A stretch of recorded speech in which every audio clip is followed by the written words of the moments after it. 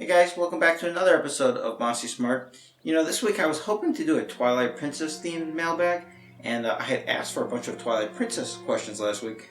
I did get a ton of questions this week, but not that many Twilight Princess questions. So, nevertheless, this will be a general Zelda mailbag. And let's get on with the questions. First question comes from Sean Michael Patrick Thompson from Zelda Informer. What is your opinion regarding all the negative feedback for Twilight Princess HD's graphics? Many fans are saying and posting things like, they didn't do as much work in comparison to the Wind Waker HD. I actually agree with a lot of that fan criticism. I feel that the Wind Waker HD was a massive upgrade. I think it just looks completely different, and I think part of that actually has to do with the resolution. That game ran in 4:3 on the GameCube, and now it runs in 16:9 widescreen HD. So I think that was that gave the perception of a big jump, and I think they just did a little bit more, especially with the blur and the color changes a little bit. Twilight Princess HD, I think maybe has a lot to do with the fact that it's a really dark game to begin with, so a lot of the changes aren't as amplified. But I don't think they did too much, and nothing really stands out.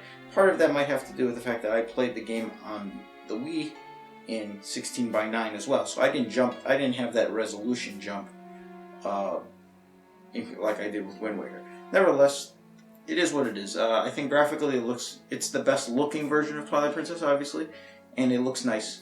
And could they have done more? Sure, but I think it looks fine. Next question comes from The Real Casimir from YouTube. Do you think that dungeons should have a couple of different soundtracks, either depending on where you are, or maybe just a rotation or so on? Well, I definitely think dungeons should have their own themes, and that might sound like an obvious thing, but that wasn't actually always the case. In some games, Link to the Past, for example, there was the Light World dungeons, all the same thing, and then the Dark World dungeons were all the same thing. Granted, those were shorter dungeons, and you weren't spending as much time in them, but each dungeon should definitely have its own theme. Now, I do actually like the basis of your question, where, perhaps as you get deeper into a dungeon, maybe if it's imagine if it's a dungeon that has multiple floors and you're going further down and down into the dungeon.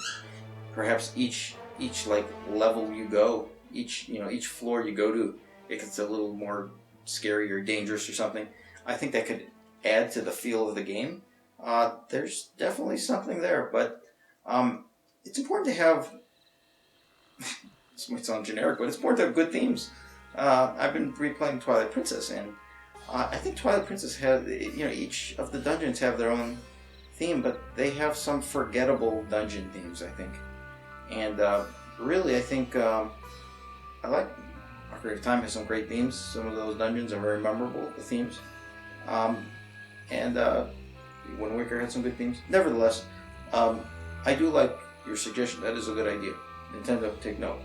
Alright, next question comes from K2L from Zelda Informer. Have your expectations on Zelda gotten higher, lower, or the same as time passes? And very little, if any, has been revealed about the upcoming Zelda Wii U. I would say, in general, this is more of a broad statement about the series, that my expectations have gotten higher. Because I think video games as a whole, and especially the adventure genre, have totally transformed from when Twilight Princess came out in 2006 to now. So we've only had one console Zelda in that period, and Zelda doesn't stand on its own really as the pinnacle anymore, I don't think. I think there are other games that are just as good in their own way. They're still not Zelda-esque games, but the genre has expanded. And I think that puts more pressure on Nintendo to actually have to meet these higher expectations of what the genre has become. So with that, I think specifically for Zelda Wii U, they have grand ideas. It really seems pretty like a massive undertaking. And, if it comes out in the winter, that's going to be 5 full years since Skyward Sword. So that ties Twilight Princess really for the longest gap between console Zelda titles. Well, not actually between Link to the Past and Ocarina of Time was long, but I mean, in the modern era, I guess, in the 3D era. So definitely have high expectations, and there's a lot of pressure on them to meet them too. Next question comes from Joseph Heck from YouTube. Do you think they will add a patch to Ocarina of Time 3D so that the C-Sticks functionality works similar to that of Majora's Mask 3D? No, they're not going to do that. It's a nice idea, and I think if Ocarina of Time 3D wasn't as old, I mean, it's been June will be 5 years since that game came out, so enough time has gone where there's not many people that are going back to Ocarina of Time 3D, I don't think, or not that many new people are picking it up. There's still every time somebody gets a 3DS, they might pick up some of the backlog, but yeah, the ship has left the dock on that one. So, yeah. Last question comes from Matthew Dadoon. Do you feel that Twilight Princess's pacing is flawed in comparison to other Zelda games? I'm not sure if flawed is the right answer, but it's definitely different.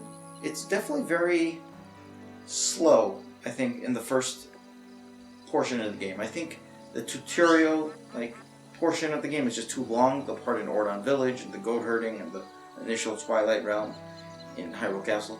It's too slow. It takes too long to get into the meat of the game. I don't actually think once you get to the Forest Temple, then that's like a pure traditional Zelda dungeon. And that feels more Zelda-esque. And then once you get out into Hyrule Field, then it feels more open. But even then, you always seem sort of restricted by barriers, as it wants you to go in a specific path. And it's not until really you clear the Tears of Light in Lanayru that you actually have access to much of the world. And it's not really even until you get like the Master Sword where you can freely warp and roam around virtually everywhere. So it's just, there's too many restrictions early on, and I think more so in this game than most Zelda games. Furthermore, I feel it's very front-loaded, the game. If you think about it, there are actually 9 dungeons in the game, if you count Hyrule Castle as well.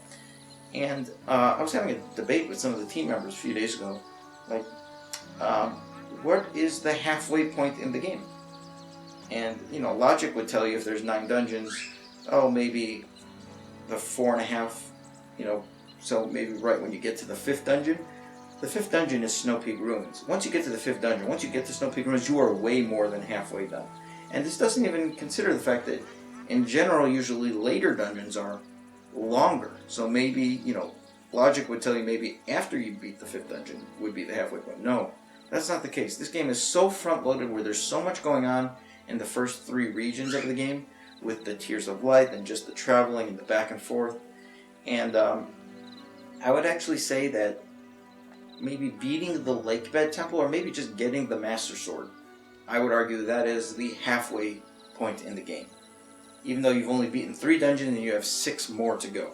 So it's strange pacing. The later portions of the game, outside I'd say the City in the Sky, you just beat a dungeon and your next quest is immediately just to go to the next dungeon. Really, there's a few things to do before, after you get the Master Sword. There's a few things before Arbiter's Grounds, and there's a few things before Snow Peak Ruins, and but they're small, minuscule in comparison to all the things that happen between dungeons and the first 3 dungeons of the game. So, yeah, good question. Alright, that's going to do it for this week. As always, feel free to send in your questions. You can post them in the comments below here at YouTube at Zelda Informer, or you can email me at webmaster@zeldadungeon.net. So until next week, take care.